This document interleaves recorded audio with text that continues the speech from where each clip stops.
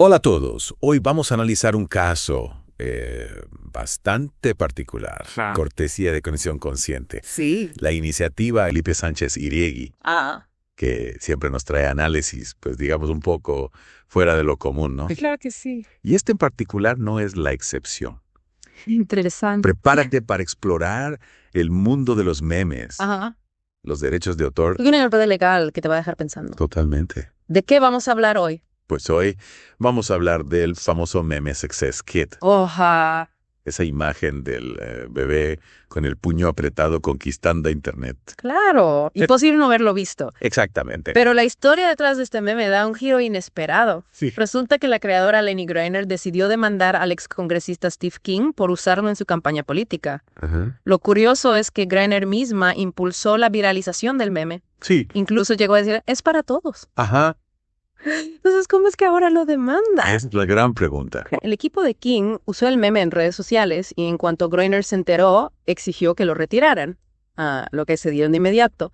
Pero la historia no termina ahí. No. Greiner decide interponer una demanda a pesar de haber promovido la difusión del meme durante años. ¿Y cómo se explica eso? ¿Es posible demandar por infracción de derechos de autor después de haber animado al mundo a usar tu creación? Para entender esto, tenemos que hablar de un concepto legal llamado licencia implícita. La licencia implícita suena complicado. ¿Puedes explicarlo de forma que todos lo entendamos? Claro que sí. Imagina que un amigo te pide una mezcla musical que creaste para una fiesta. Ajá. No hay un contrato formal, solo un acuerdo de palabra. Ya. Tu amigo usa la mezcla en las fiestas un éxito y la sigue usando en otros eventos. Yeah. Un día te enteras de que tu amigo está vendiendo tu mezcla online sin tu permiso. Eso no me parece nada justo. Exacto. Aunque no había un contrato por escrito, las acciones de ambos, tú al crear y compartir la mezcla y tu amigo al usarla, repetidamente crearon una licencia implícita. No. Es decir, se entiende que había un acuerdo para su uso, aunque no fuera explícito. Ajá. La venta sin tu consentimiento sería una violación de esa licencia. Ya veo. ¿Y cómo se aplica esta idea de licencia implícita al caso del meme Success Kit? Podríamos decir que las acciones de Greiner, al fomentar la viralización del meme, crearon una licencia implícita para que otros lo usaran. Para determinar si existe una licencia implícita, los tribunales a menudo usan una regla de 3 pasos. Cuéntame más sobre esta regla de 3 pasos. ¿En qué consiste? Primero se preguntan si la obra se creó a petición de alguien. En este caso, la respuesta es nadie le pidió a Greiner que creara el meme Success Kit.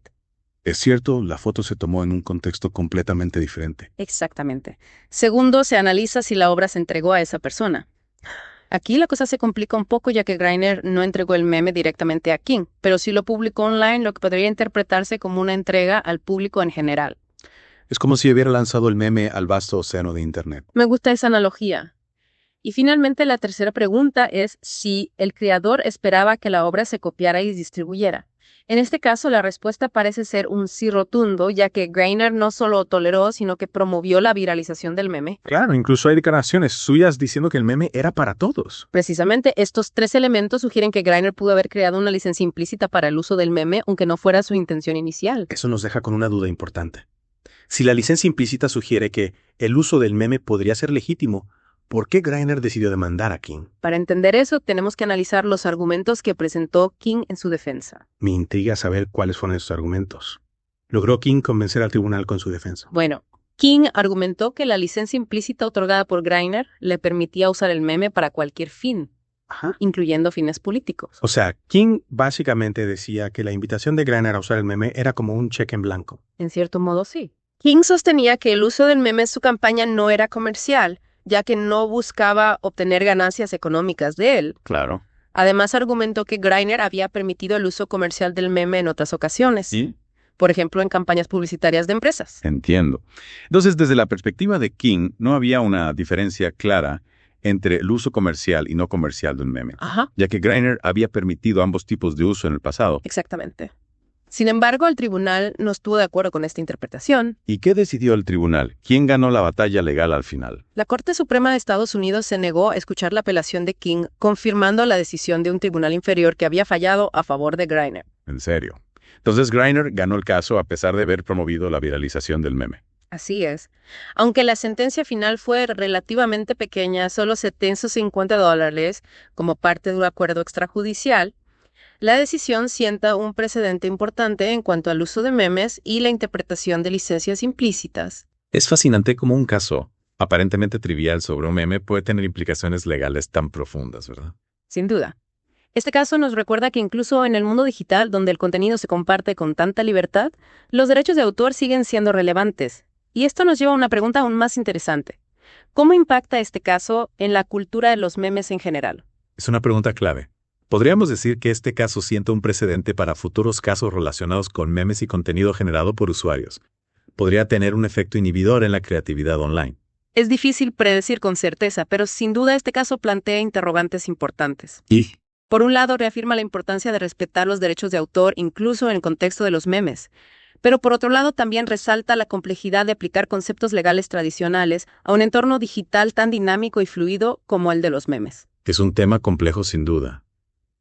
¿Crees que este caso podría llevar a que los creadores de memes sean más cautelosos a la hora de compartir sus creaciones online? Es posible. Podríamos ver a más creadores utilizando licencias Creative Commons u otros mecanismos para establecer claramente las condiciones de uso de sus memes.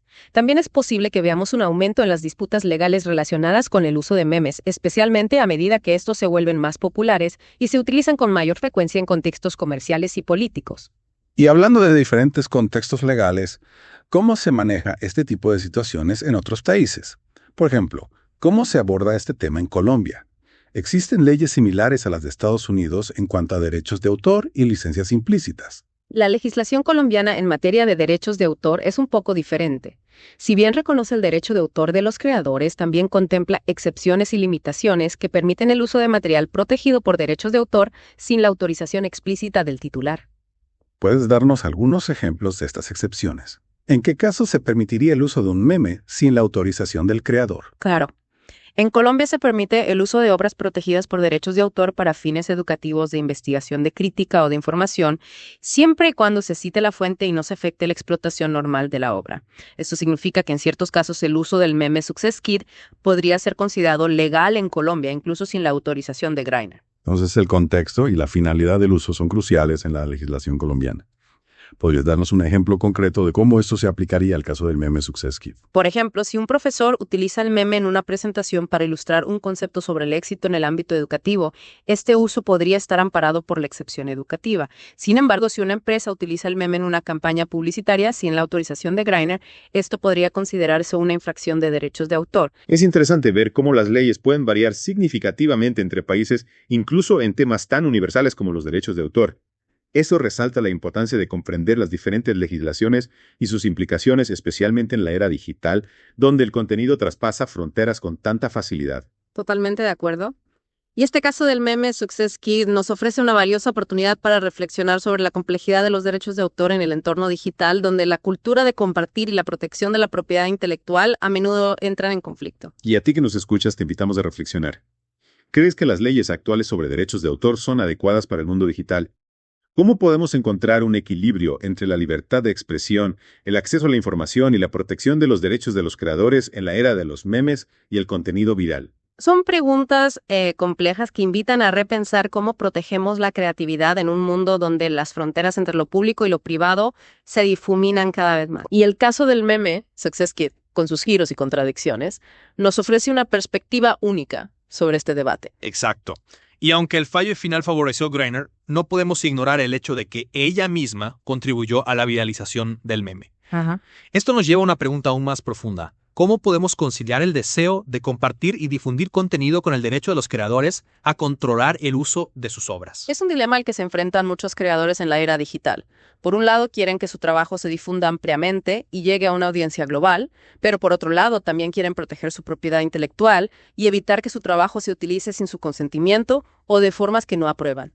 Y en el caso de los memes, este dilema se intensifica, ya que su esencia radica en la replicación, la reinterpretación y la difusión masiva. ¿Cómo podemos proteger los derechos de autor en un entorno donde la copia y la modificación son parte integral de la cultura? Es un desafío enorme. Quizás la solución no se encuentra en una aplicación rígida de las leyes de copyright tradicionales, sino en la búsqueda de nuevas formas de proteger la creatividad que se adapten a la naturaleza dinámica y colaborativa de Internet. Es un punto interesante. ¿Podrías darnos algunos ejemplos de estas nuevas formas de protección? ¿Qué alternativas existen para los creadores que quieren compartir su trabajo sin renunciar a sus derechos? Claro que sí. Una alternativa son las licencias Creative Commons, que permiten a los creadores establecer diferentes niveles de control sobre el uso de sus obras. Por ejemplo, pueden permitir la copia, distribución o comercial o exigir que se les atribuya la autoría cada vez que se utilice su obra. Es una herramienta muy útil para los creadores que quieran fomentar la difusión de su trabajo sin perder el control total sobre su uso. Exacto. Y además de las licencias, hay otras iniciativas que buscan adaptar el concepto de propiedad intelectual al entorno digital. Por ejemplo, hay plataformas que permiten a los creadores registrar sus obras y rastrear su uso online, lo que les facilita la defensa de sus derechos en caso de infracción. Es fascinante ver cómo el mundo legal y tecnológico se están adaptando a la realidad de Internet.